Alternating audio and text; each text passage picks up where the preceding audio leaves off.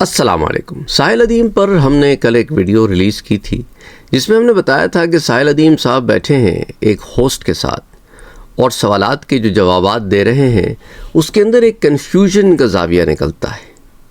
تو اگین جیسے میں نے آپ سے کہا تھا، جو ان کے اندھ بھکت ہیں انہیں تو کنفیوژن نظر نہیں آئی، لیکن جو دوسرے لوگ ہیں وہ بخوبی دیکھ سکے کہ ساحل ادیم صاحب پریچ ایک چیز کرتے ہیں، لوگوں کو ابھارتے ہیں، ایک مقصد جو ہے ان کے دلوں میں ذہنوں میں اجاگر کرتے ہیں، نصب کرتے ہیں، اور جب ان سے یہ سوال کیا جاتا ہے کہ سر آپ تو گئے نہیں، آپ کیوں نہیں چلے جاتے، تو کہتے ہیں میرے لیے تو رکاوٹیں ہیں۔ ایک لیڈر کا کام لوگوں کی رکاوٹیں ہٹانا ہے۔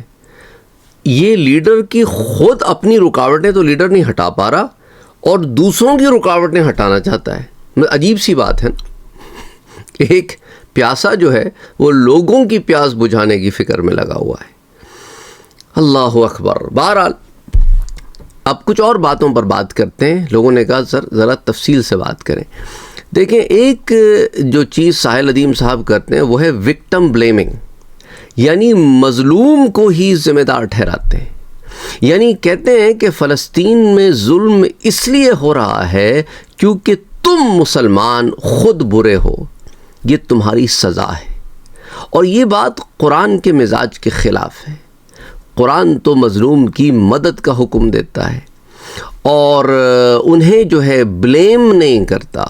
جس پر ظلم کیا جاتا ہے اس کی مدد کے لیے کہتا ہے۔ دیکھیں نا، سورۃ النساء اگر آپ دیکھیں جو قرآن کی 4th سورہ ہے، اس کی آیت نمبر 75 میں اللہ فرماتا ہے، اور تمہیں کیا ہو گیا ہے کہ تم اللہ کی راہ میں ان کمزور مردوں، عورتوں اور بچوں کے لیے نہیں لڑتے جو پکارتے ہیں ربنا ہمیں اس ظلم کرنے والی بستی سے نکال دے۔ تو اس آیت میں تو اللہ سبحانہ و تعالی ظلم کے خلاف جو ہے وہ معاملہ کرنے کا کہہ رہا ہے اور مظلوم کی مدد کا حکم دے رہا ہے، بجس اس کے کہ آپ تو ان کو بلیم کرتے ہیں۔ دوسری چیز وہ کہتے ہیں کہ رونے اور دعاؤں سے کچھ نہیں ہوتا، تم بس نوٹنکی کرتے ہو، تم بس اس طرح کے تماشے بازی کرتے ہو۔ دیکھیں سورہ غافر قرآن کریم میں جو 40th سورہ ہے اس کی آیت نمبر 60 میں اللہ فرماتا ہے تم مجھ ہی سے دعا مانگو میں قبول کروں گا۔ اور اسی طرح ترمذی شریف کی روایت ہے کہ دعا ہی عبادت ہے۔ پھر حضور صلی اللہ علیہ وسلم کا ایک اور فرمان آپ کو یاد ہوگا کہ اگر تمہارے جوتے کا تسمہ بھی ٹوٹ جائے، شو لیس بھی ٹوٹ جائے تو اللہ سے مانگو۔ اور ہم قرآن بھی جب پڑھتے ہیں نا نماز میں، سورہ الفاتحہ میں کیا کہتے ہیں ہم؟ ایاک نعبد و ایاک نستعین، ہم تجھ ہی سے مدد چاہتے ہیں، ہم تیری ہی، ایاک نعبد، ہم تیری ہی عبادت کرتے ہیں، و ایاک نستعین، اور تجھ ہی سے مدد چاہتے ہیں۔ تو عبادت بھی اللہ کی، مدد بھی اللہ سے چاہتے ہیں، دعا بھی اللہ کے حضور کرتے ہیں۔ اچھا، پھر وہ کہتے ہیں کہ علماء اور اولیاء جو ہیں ان کے معاملے میں ساحل ادیم جو ہیں وہ کچھ ایسے خیالات کے اور الفاظ کا چناؤ کرتے ہیں جو اکثر دفعہ جو ہے قابل قبول نہیں ہوتا، اور جب انہیں کنفرنٹ کیا جاتا ہے تو غصے میں آ جاتے ہیں۔ اچھا، مثال کے طور پہ کہتے ہیں تم لوگ بزرگوں کے چکر میں ہو جن لوگوں نے کچھ نہیں کیا۔ تو اس طرح کی سٹیٹمنٹس جو ہیں وہ دیتے، ملتی جلتی سٹیٹمنٹس اس سے وہ دیتے چلے آتے ہیں۔ دیکھیے قرآن اور سنہ میں بزرگ ہوں، علماء ہوں، اولیاء ہوں، ان کی تو عزت کا حکم ہے۔ سورہ مجادلہ میں جو قرآن کی 58 سورہ مبارکہ ہے اس کی آیت نمبر 11 میں اللہ فرماتا ہے اللہ ان لوگوں کے درجات بلند کرتا ہے جو علم رکھتے ہیں۔ تو اللہ تو علم رکھنے والوں کے درجات کو بلند کر رہا ہے، اور آپ کہہ رہے ہیں کہ انہوں نے کچھ نہیں دیا۔ اور حدیث شریف جو سنن نبی داؤد کی ہے اس میں علماء تو انبیاء کے وارث ہیں، اور ساتھ ساتھ یہ تفصیل بھی ملتی ہے کہ وہ درہم و دینار کے وارث نہیں ہیں، وہ تو علم کے وارث ہیں۔ تو ساحل ادیم صاحب کو اگر کسی اسکالر سے اختلاف ہو بھی تو ادب کے ساتھ تو انہیں بات کرنی چاہیے، اور قرآن اور سنہ میں بزرگ علماء اور اولیاء کی عزت کا حکم موجود ہے۔ اور اسی طرح دعا کو بیکار جو کہتے ہیں یا اس کے معاملے میں اس طرح کے الفاظ جو استعمال کرتے ہیں یہ بھی دین کے خلاف بات ہو جاتی ہے۔ تو بہرحال یہ 3 نکات ہیں۔ اس کے علاوہ ایک اور نقطے پر بھی بات کرنا چاہتا ہوں۔ وہ کہتے ہیں جی اسرائیل کچھ نہیں کر رہا، یہ تمہاری اپنی حالت ہے جو تم پر یہ جو کچھ بھی ہو رہا ہے۔ دیکھیں ظلم کو ظلم کہنا یہ بھی تو اسلام ہمیں کہتا ہے کہ ظلم کو ظلم کہنا چاہیے۔ مثال کے طور پہ صحیح مسلم کی ایک حدیث ہے کہ ظلم کو ہاتھ سے روکو ورنہ زبان سے، ورنہ دل میں برا سمجھو، اور یہ کمزور ایمان ہے۔ اسی طرح سورہ بقرہ جو قرآن کی دوسری سورہ مبارکہ ہے، اس کی آیہ 191 میں اللہ فرماتا ہے کہ فتنہ تو قتل سے بھی بدتر ہے۔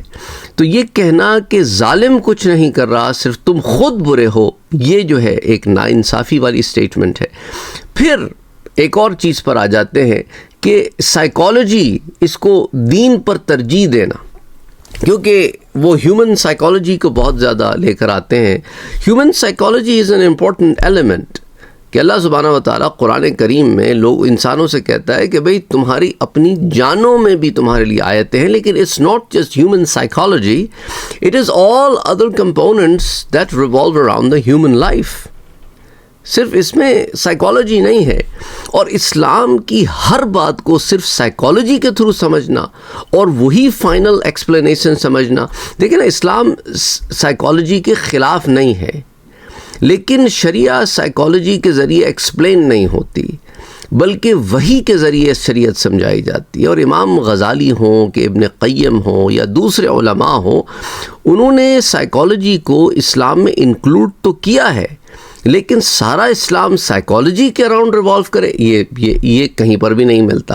اور ساحل ادیم صاحب کے لیکچرز میں آپ دیکھیں گے کہ کئی دفعہ یوں لگتا ہے کہ سائیکولوجیکل ایکسپلینیشن کو اسلامک ایکسپلینیشن سے بڑھ کر وہ سمجھتے ہیں، اور ایک ایکیڈیمیا جو وہ اپنے آپ کو ایک ایکیڈیمیا کے ریپرزنٹیٹر کے طور پر پریزنٹ کرتے ہیں انڈائریکٹلی، اور جو ان کو بات سمجھ میں آ گئی بس وہی حتمی بات ہے، جو ان کو بات سمجھ میں آ گئی بس اس کے ماں سوا کوئی دوسری بات نہیں ہے، اور جو دوسری باتیں کرتے ہیں وہ اتنا ویٹ نہیں رکھتی۔